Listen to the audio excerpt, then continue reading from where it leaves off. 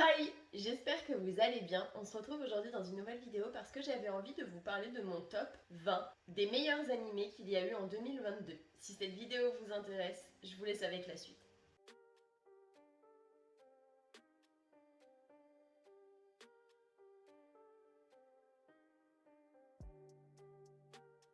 Alors déjà, ça a été hyper compliqué pour moi de ne sélectionner que 20 animés, étant donné que je pense qu'il y en a plus d'une centaine qui ont dû sortir pour l'année 2022. Donc j'ai fait mon possible et je vais juste vous parler de ceux que j'ai vus et ceux plus précisément que j'ai vraiment aimés. Parce que si c'était que ceux que j'ai vus en 2022, je pense qu'il y en aurait entre 40 et 50.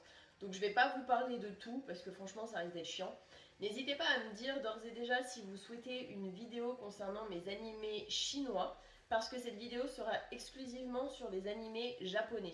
Et si vous voulez aussi un top des films, alors je pense pas en avoir vu des chinois, mais plus des japonais, n'hésitez pas à me le dire dans les commentaires. Au mois de janvier, il y a l'animé Orient qui est sorti. Ça raconte l'histoire d'un jeune garçon qui n'a pas réellement de famille, qui va être adopté par un père qui a déjà un enfant et qui vit seul avec son fils. Du coup, il va vivre avec deux enfants. Il va l'élever comme étant son fils. La spécialité dans cet animé, c'est qu'il existe des oni, donc des espèces de démons, mais il existe aussi ce qu'on appelle des bushi. Des bushi, ce sont des personnes qui ont des capacités un petit peu hors normes et qui, en utilisant des épées spécifiques, peut tuer les Oni. Il n'y a que les Bushi qui peuvent tuer les Oni. Les Bushi ne sont pas forcément bien vus dans tous les villages, mais ce qu'il faut savoir aussi, c'est que tous les villages ne sont pas dirigés par des humains. On va le voir au fur et à mesure des épisodes. Le père adoptif va mourir en laissant les deux garçons tout seuls et en donnant son épée de Bushi à son fils. Pas celui qu'il a adopté, mais à son vrai fils en tout cas, de sang. Ça va nous raconter comment ils vont avoir l'ambition de devenir Bushi, même si le héros principal ne sait pas encore qu'il faut une épée spécifique pour pouvoir tuer les Bushi. Ça va nous raconter leur rencontre avec des clans de Bushi, comment ils vont se rendre compte que certains villages sont dirigés par des Oni sans le savoir. Il y a vraiment que les dirigeants qui le savent. Et en général, dans ce genre de village, on se rend compte que les Bushi ont une mauvaise réputation. Maintenant, on sait pourquoi. Toujours en janvier, il y a l'animé Barao no Suretsu. Ça raconte l'histoire d'un personnage principal qui n'est ni une femme ni un homme, qui est hermaphrodite, qui malheureusement s'est fait entre guillemets persécuter par sa mère qui arrête pas de dire que c'est le diable. La seule chose qui a réussi à le faire tenir durant son enfance, c'est son père. Il le traitait avec amour, avec respect et franchement, c'était juste trop mignon leur relation, jusqu'au jour où malheureusement son père va mourir parce qu'il se trouve que leur famille vient d'une famille un petit peu royale, noble, qui se battent pour la couronne contre une autre famille de nobles, style un peu royal. Donc ça va vraiment raconter l'histoire des deux familles. Donc il y a la famille de la rose blanche et la famille de la rose rouge. Ça va nous raconter comment il va grandir avec son père au début, sans son père à la fin, les relations qu'il va avoir, ses relations aussi d'amour, car malheureusement ou heureusement pour lui, il va tomber amoureux d'un homme de la famille adverse, donc qui se bat aussi pour avoir la couronne. De ce qu'il va faire et ne pas faire pour avoir la couronne ou pour aider sa famille à avoir la couronne. Et franchement, cet animé, c'est vraiment trop bien. Toujours en janvier, il y a l'animé Tabikui Bisco. On va être dans un monde où l'humanité a malheureusement une maladie qu'il nomme rouille, que certaines personnes attrapent et ils pensent tout simplement que ça vient d'espèces de champignons qui auraient muté et qui du coup les fait en fait rouiller, un petit peu comme des robots au bout d'un certain temps qui rouillent, et ben un petit peu pareil, sauf que la rouille là pour les humains, au bout d'un moment ça les tue. Ils n'ont pas de remède, des astuces de grand-mère, on va dire ça comme ça, qui fait que ça ralentit la progression de la rouille, mais à partir du moment où ils en ont sur eux, en général, c'est fichu et ils vont mourir. Et on va suivre plus précisément l'histoire de Bisco, qui est un jeune garçon qui est mal vu dans la société parce que vu que tout le monde pense que c'est des champignons qui amènent la rouille, il utilise lui des champignons pour combattre et son véritable objectif dans la vie, c'est de trouver le champignon qui va réussir à traiter la rouille sur une bête spécifique mais qui est très rare. Et il faut vraiment être un guerrier hyper aguerri et avec beaucoup d'expérience pour pouvoir réussir à avoir le champignon de ce monstre. Il va aussi faire la rencontre d'un jeune garçon qui ressemble un petit peu à un panda que tout le monde appelle comme ça. C'est mignon, hein, je trouve, personnellement. Qui est adorable, qui est médecin et qui fait tout pour que la rouille ne se propage pas trop rapidement chez les personnes. Et il va aider Bisco dans sa tâche de trouver la bête qui pourra réussir à soigner la rouille. L'anime suivant, toujours au mois de janvier, il s'agit de Kenja no Deshi wo Nanoru Kenja, qui raconte l'histoire d'un garçon qui joue à un VRMMORPG et qui incarne une espèce de mage très puissant, et il fait partie des 9 grands sages, jusqu'au jour où il va se réincarner dans le monde dans lequel il joue, mais avec une toute autre apparence. Il ressemble un petit peu au personnage qu'il incarnait dans le VRMMO, sauf que c'est une fille qu'il va falloir expliquer aux gens, cacher aux gens que du coup c'est un des grands mages, vu qu'il a toute la connaissance et la magie qu'il avait en étant l'un des grands sages. Il va essayer de cacher le plus possible son identité, sauf aux personnes qui est vraiment proche, très très proche de lui, qui pour certains vont se rendre compte que c'est lui mais ne vont pas forcément le dire. Ça va nous raconter comment il va s'adapter à son nouveau corps d'enfant, comment il va interagir avec les personnes, comment il va du coup avoir une nouvelle vie mais dans un nouveau corps. Et le dernier animé qui est sorti en janvier, il s'agit de Vanitas no Cart, partie 2. Pour ceux qui n'ont pas vu la partie 1, en gros, Vanitas, ça raconte l'histoire d'un garçon qui a des espèces de pouvoirs un petit peu, je vais pas dire bizarres, mais qui a des pouvoirs liés à un livre qui, dans son monde, est vu comme quelqu'un de mauvais, alors qu'en fait, pas du tout. Donc en fait, il existe 2 mondes dans cet animé. Il existe le monde des humains, là où il a grandi, et il existe le monde des vampires, des créatures surnaturelles. On va voir comment il va arriver dans le monde des vampires, comment il va se faire des amitiés ou des ennemis. Il va principalement se lier d'amitié avec un vampire qui est très ouvert d'esprit. Et la particularité qu'il a avec son livre, c'est qu'en fait, à partir du moment où il trouve le véritable nom de la personne, il peut le faire redevenir vampire. Parce qu'il y a une épidémie chez les vampires qui fait qu'en fait ils se transforment et ils deviennent complètement incontrôlables, ils tuent sans vraiment s'en rendre compte, ils perdent complètement la boule. Il va donc avoir pour objectif de se servir de son livre pour redonner entre parenthèses apparence humaine aux vampires, mais aussi il va en parallèle chercher ce qui fait que les vampires deviennent des créatures incontrôlables. Et ça va nous ramener dans son passé, de tout ce qui s'est passé dans son enfance, de comment il a réussi à maîtriser ce genre de livre, etc. Au mois de mars, il y a eu des OAV de Strike the Blood, qui est considéré comme la fin, entre guillemets, de Strike the Blood. Alors, pour ceux qui n'ont pas vu Strike the Blood, c'est un animé qui parle principalement d'un jeune garçon qui va hériter du sang d'une puissante vampire et qui va essayer de cacher le plus possible sa réelle identité. Donc le fait qu'il ait du sang d'une très puissante vampire, ça fait de lui quelqu'un d'important dans sa vie. Il va essayer de cacher le plus possible cela, sachant qu'il y a certaines personnes dans son école qui savent qui il est. Il y a des organismes qui ont pour but de protéger le monde de justement ce jeune homme, sauf qu'ils vont être en charge de le surveiller, de veiller à ce qu'il ne perde pas la tête, à ce qu'il ne perde pas le contrôle de ses pouvoirs. Du coup, on va suivre son histoire à lui et comment il interagit avec les organisations qui sont là, entre guillemets, pour le fliquer, pour vérifier que tout va bien, pour être sûr qu'il maîtrise bien, etc. Parce que c'est quelqu'un vraiment d'assez important dans la hiérarchie de là où il vit, car il y a plein de créatures qui ont des pouvoirs. Il n'y a pas que des vampires, il y a d'autres sortes, d'autres créatures. Et franchement, cet animé, je l'ai adoré, c'est vraiment dommage qu'il se soit terminé.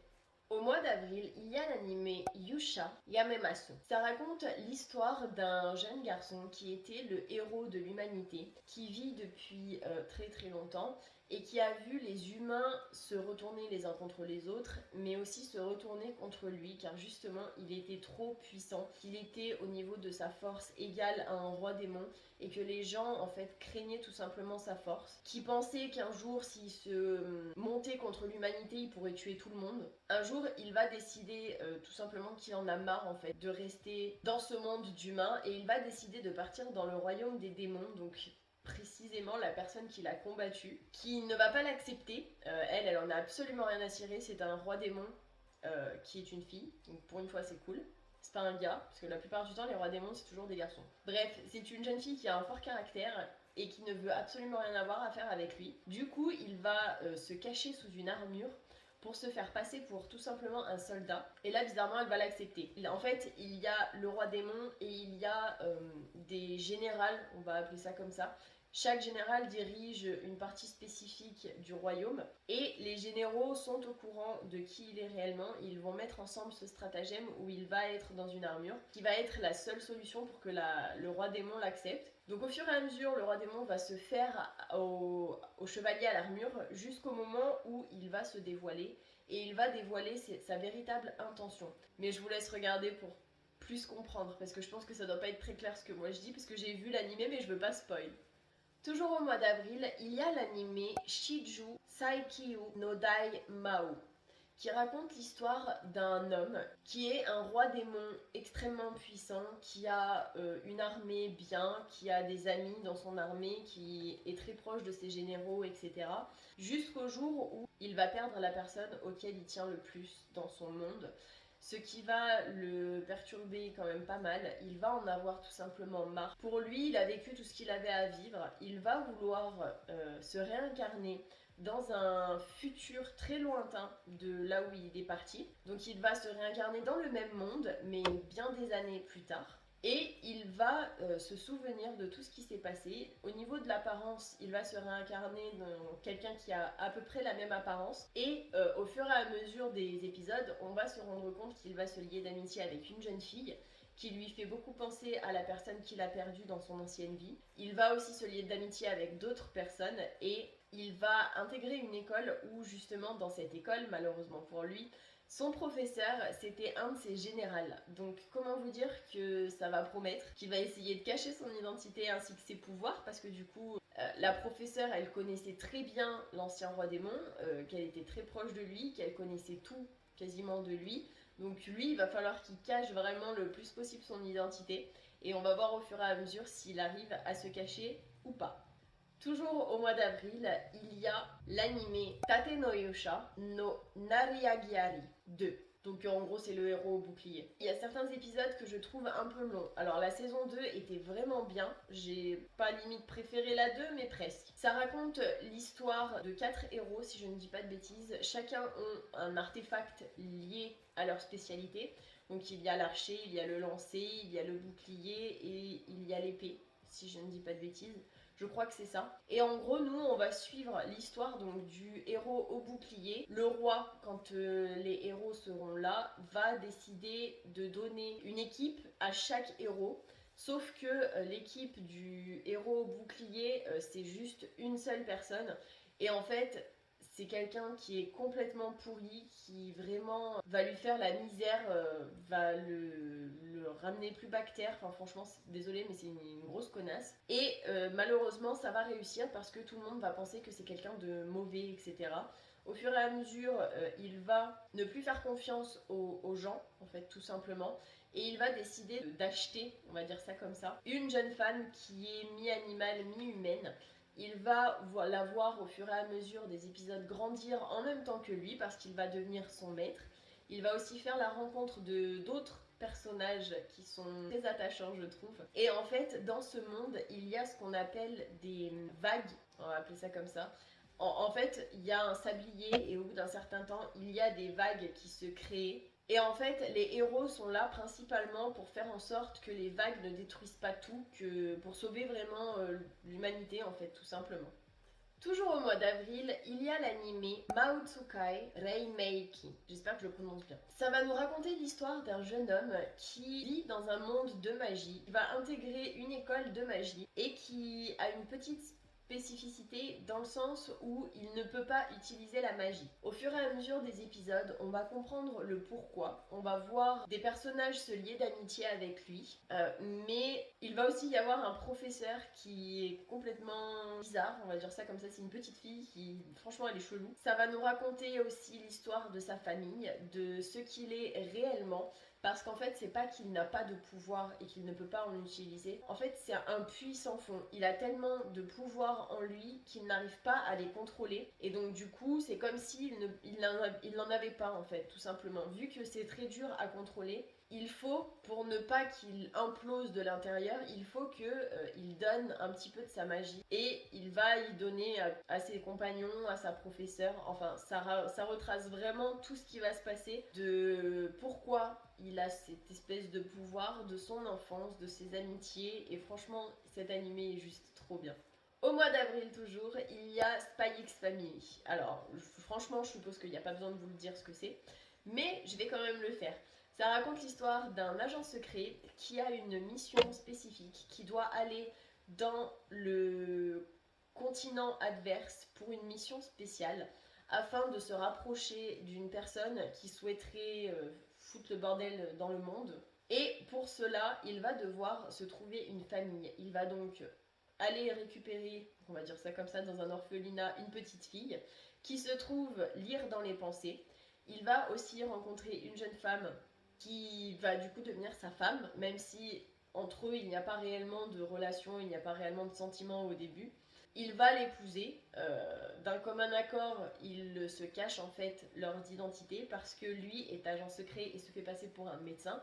La petite fille lit dans les pensées, mais personne ne le sait, et elle va le cacher le plus possible. Et la jeune femme qu'il va rencontrer est en fait une tueuse, une assassin, tueuse à gages, qui travaille dans une compagnie lambda la journée. Donc en fait, la petite, vu qu'elle lit dans les pensées, bien évidemment, elle sait le réel métier de son père et le réel métier de sa mère. Donc comment vous dire qu'une petite enfant qui lit les pensées, qui vit avec un agent secret, qui se fait passer pour un médecin, et une mère tueuse à gages, assassin, qui se fait passer pour une employée lambda, comment vous dire que ça doit la perturber. Franchement, cet animé, je l'adore. Au niveau de l'enfant, c'est juste, elle est hilarante cette gosse, je l'adore.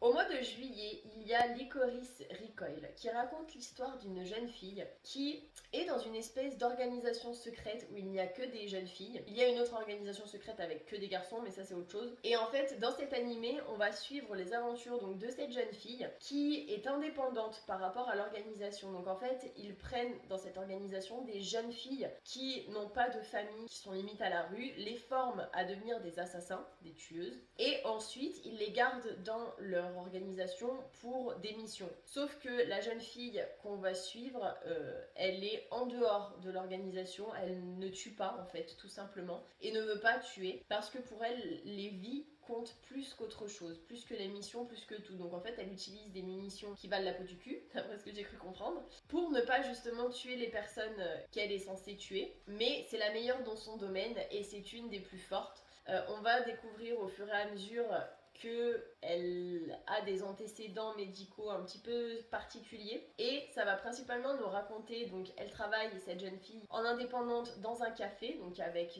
2 ou 3 autres agents secrets adultes. Il va y avoir un petit incident dans l'organisation où une autre jeune fille va faire une bourde et va être rétrogradée et va devoir aller travailler dans le café avec la jeune fille indépendante. Ça va nous raconter comment elles vont se lier d'amitié, comment elles vont ou pas pouvoir réintégrer l'organisation. Et franchement, cet animé, je l'adore aussi. De toute façon, je les adore tous, donc je risque de dire ça très souvent. Toujours au mois de juillet, il y a Kinsou no Vermeil, qui raconte l'histoire d'un jeune garçon qui est dans une école de magie, qui va devoir, dans son année scolaire, réussir à invoquer un familier, sauf qu'il n'y arrive pas. À chaque fois qu'il essaye, malheureusement, il n'y a rien qui se passe. Jusqu'au jour où il va trouver un livre, je crois, dans la bibliothèque. Et en fait, ça va pas ramener n'importe quel familier, ça va lui ramener un démon très puissant, sous forme de femme, qui va devoir cacher son identité, donc une espèce de diable, qui a un passé très lourd et qui va essayer de se faire passer le plus possible pour une humaine, pour ne pas effrayer les autres élèves qui en général invoquent des animaux, des choses comme ça. Lui un humain, c'est un peu spécial. On va se rendre compte au fur et à mesure que s'il a pu invoquer un démon, c'est parce que au niveau de ses pouvoirs magiques, c'est quelque chose de fou qu'il a à l'intérieur de lui, il a un potentiel magique énorme, sauf que malheureusement il va devoir faire ses preuves dans son école sans trop en dévoiler aux autres pour ne pas se faire dégager, parce que invoquer un démon comme familier, comment vous dire que c'est pas quelque chose de commun, et en général les gens se méfient, voire essaient de tuer la personne. Enfin en gros ça va vraiment nous raconter comment il va gérer tout ça. Toujours au mois de juillet, il y a l'animé Yofukashi no Uta, qui raconte l'histoire toujours d'un jeune homme qui va à l'école la journée et qui se fait chier la nuit, jusqu'au jour où il va en pleine nuit se balader et faire la rencontre d'une jeune fille, un petit peu spéciale, je dois l'avouer, qui se trouve en fait être un vampire et qui va décider de boire son sang en fait, tout simplement. Lui va s'attacher à elle et elle aussi, et au fur et à mesure de l'animé, on va voir comment va évoluer leur relation, sachant que lui n'a pas l'habitude d'avoir des amis, il est plus du genre à être dans son coin et à rien faire. Du coup il va décider la plupart du temps d'arrêter l'école la journée pour se reposer, pouvoir sortir la nuit donc avec sa nouvelle amie vampire, parce qu'il a dans la tête de devenir lui-même un vampire. Elle, en tant que vampire, elle va décider donc de tout lui avouer, etc. Et c'est pour ça que lui va décider de devenir un vampire. Sauf que pour pouvoir devenir vampire, il faut remplir certaines conditions. Et ça va vraiment nous raconter comment ils vont atteindre ou pas ces conditions. Comment il va gérer ses amitiés à l'école, parce que même si lui ne pense pas avoir d'amis, il y a quand même des personnes qui tiennent à lui à l'école. Comment elle, son clan de vampires, va gérer la situation. Franchement, j'ai vraiment adoré cet animé. Au mois d'août, il y a l'animé Futopi. C'est en fait tout simplement une agence de détectives qui sont sur des missions un petit peu spéciales, qui sont en lien avec la police et qui, à la place de prendre des cas normaux de détectives privés, ils enquêtent sur ce qu'on appelle des Gaia Memory. Donc en fait, c'est des espèces de clés USB qu'on se rentre dans le corps, donc genre dans le cou, sur le bras, sur le ventre ou des trucs comme ça. Et en fait, on a une espèce de port USB qui apparaît et on rentre la clé USB et en général, on se transforme en une espèce de chose un petit peu bizarre selon la Gaia Memory qu'on rentre. Donc il y a plusieurs types de Gaia Memory, donc de clés USB. Et ça va nous raconter l'histoire donc de ces détectives privés.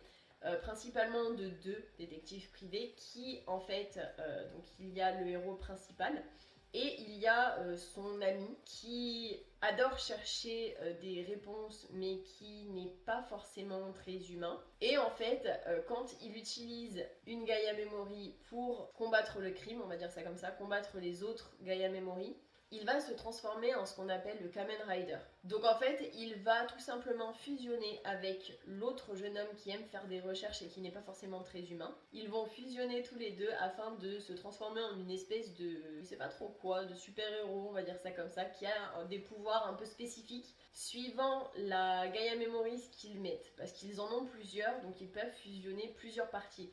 Donc il y a certains moments où on va le voir en deux couleurs et après ça va changer. Chaque Gaïa donne un pouvoir spécifique à l'utilisateur et il va faire la rencontre d'une jeune fille qui a complètement perdu la mémoire mais qui se trouve liée au Gaïa Memory car elle en a une avec elle mais qui est cassée et que personne n'arrive à réparer. Donc on ne sait même pas quel type de pouvoir elle a, sachant qu'elle est un peu considérée comme une sorcière parce qu'elle va et vient dans le monde des humains normal et quand elle n'est pas dans le monde des humains, elle est dans une espèce de monde un petit peu bizarre dont elle ne connaît rien parce qu'elle ne se souvient pas. Mais en fait, son monde d'origine, c'est pas le monde des humains. Et on va suivre comment elle va essayer de retrouver la mémoire, comment ils vont combattre les Gaia Memory des personnes qui font un peu n'importe quoi, on va dire ça comme ça. Au mois d'octobre, il y a The Eminence in Shadow. Cet animé, c'est une pépite. Donc c'est un garçon qui vit dans un monde d'humains normal, qui a une vie normale et qui un jour va mourir et va se réincarner dans un nouveau monde où il y a un petit peu comme de la magie. C'est pas vraiment de la magie mais ça y ressemble. Il va décider de ne pas être un simple humain lambda. Il va décider de créer une organisation dans l'ombre, de devenir l'une des personnes les plus fortes. Au fur et à mesure des épisodes, on va se rendre compte qu'il va grandir, qu'il va aller dans une école un petit peu spéciale dans le sens où il y a des gens quand même assez balèzes, mais il va devoir cacher son identité. Il va falloir qu'il combatte entre guillemets le crime sans trop se faire passer pour le méchant. Il aime bien en fait se faire passer pour le méchant, mais ça n'en est pas réellement un. Enfin, c'est un peu complexe sa façon de réfléchir, mais franchement, c'est juste un animé que j'ai adoré. Et il va au fur et à mesure des épisodes, quand il va grandir, avoir des alliés qu'il va recruter au fur et à mesure, et au final vers la fin de la saison, au milieu de la saison, on se rend compte qu'en fait il a sauvé énormément de monde, il a énormément de personnes qui comptent sur lui, qui le considèrent comme le chef entre guillemets de la société secrète. Enfin franchement, cet animé, on se plonge vraiment dans la tête de quelqu'un qui n'a pas envie d'être une personne lambda et qui aime limite être méchant en fait, tout simplement. Et franchement, c'est juste un animé trop bien. Toujours au mois d'octobre, il y a l'animé Mushikabure Hime, donc la princesse bibliophile. Ça raconte l'histoire d'une jeune fille qui aime lire des livres, qui passe son temps dans une bibliothèque, mais qui ressemble réellement à un ange. Enfin franchement, elle est juste trop belle. Elle a des cheveux magnifiques, elle a un visage adorable. Elle va faire la rencontre d'un prince et au fur et à mesure, ils vont s'attacher l'un à l'autre jusqu'au jour où il va décider de la demander en fiançailles et de faire d'elle la reine. Sauf que elle, au bout d'un moment, elle va se demander le pourquoi en fait le prince veut absolument faire d'elle sa reine, qu'elle n'a rien de spécial, qu'elle ne comprend pas pourquoi il l'a choisie elle spécifiquement, qu'elle n'a jamais entre guillemets rien fait pour lui plaire et que du coup elle se pose plein de questions. Et on va se rendre compte au fur et à mesure que il n'y a pas que des personnes bienveillantes dans leur entourage, que ce n'est pas juste une princesse bibliophile, qu'elle aide le royaume sans vraiment le savoir en fait, avec toutes les connaissances qu'elle acquiert au fur et à mesure des années. Elle va vraiment aider le prince et on va vraiment suivre le pourquoi il s'est attaché à elle. Et leur relation, elle est juste trop belle. Mais elle a un petit problème de communication dans le sens où elle se pose beaucoup de questions, mais elle ne pose pas réellement les questions à la personne concernée. Donc je trouve cet animé juste trop bien. Toujours au mois d'octobre, il y a Bleach, la nouvelle saison qui est sortie. Franchement, par rapport aux anciens, j'avoue que c'est encore mieux. Les dessins, c'est un truc de fou. En même temps, je compare ça à il y a 10-15 ans, peut-être même plus. Donc ouais, j'avoue que ça a bien évolué, heureusement. Ça va principalement nous raconter l'histoire de la Soul Society. Donc pour ceux qui n'ont pas vu Bleach, c'est hyper complexe à résumer. En gros, la Soul Society, c'est une société entre guillemets secrète d'âmes. Ce sont des personnes qui veillent sur l'humanité pour que quand une personne meurt, elle va dans la Soul Society s'il avait une âme un petit peu style de guerrier, pour ensuite devenir une espèce d'esprit combattant qui se bat en fait tout simplement pour garder le royaume des âmes et de leur ennemi juré qui fait tout pour les faire tomber, enfin qui pense qu'ils sont diaboliques. En gros, c'est deux clans complètement opposés. Et on va suivre principalement l'histoire de Ichigo, qui fait partie à moitié du monde des humains et à moitié de la Soul Society parce que son père, on va se rendre compte au fur et à mesure que son père était de la Soul Society et que sa mère, c'était une Quincy. Les Quincy, c'est le clan opposé à la Soul Society. Donc en fait, c'est un mélange des deux, donc il peut utiliser les pouvoirs des deux. Chose qui n'est pas normale, on va dire ça comme ça. Du coup, c'est quelqu'un d'assez spécial et ça va vraiment nous raconter son combat à lui, comment il a grandi, les amitiés qu'il s'est faites ou pas forcément. Et franchement, au niveau des combats, au niveau de l'histoire, cet animé, en tout cas, ce qui est sorti en 2022, ça vaut vraiment le coup.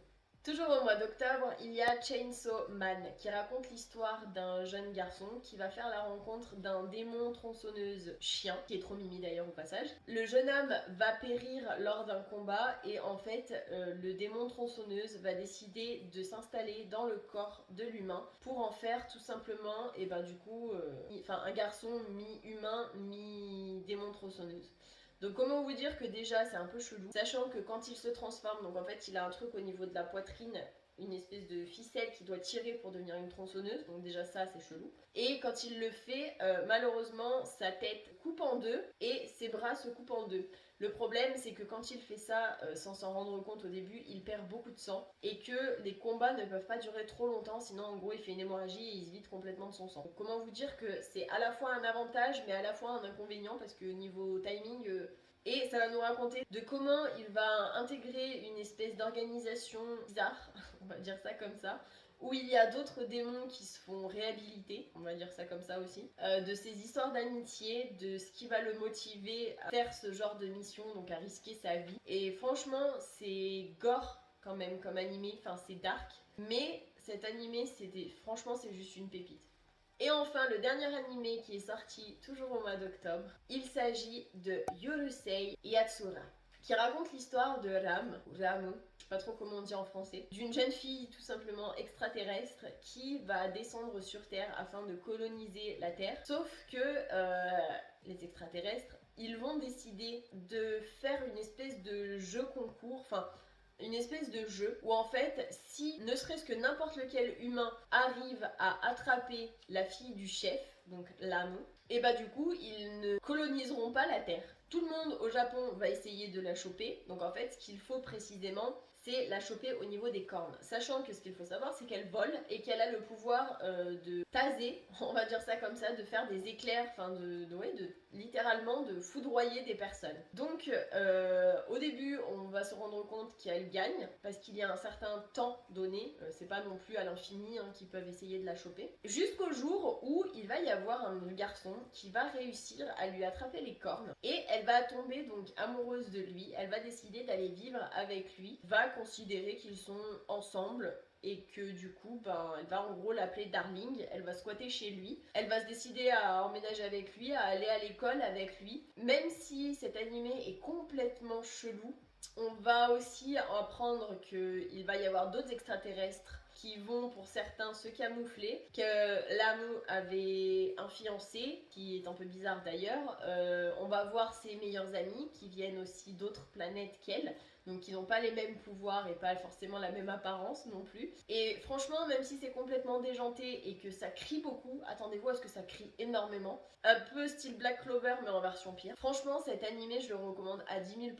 J'espère que cette vidéo vous aura plu et que vous aurez passé un bon moment en ma compagnie, que ça aura pu vous aider à trouver des animés que vous n'avez pas forcément regardé encore, même si ça date de 2022. N'hésitez pas à liker cette vidéo si elle vous a plu, ça me fera super plaisir, et à vous abonner avec ma petite tête qui s'affichera juste après. Et moi je vous fais plein d'énormes bisous et je vous dis à la prochaine pour une prochaine vidéo.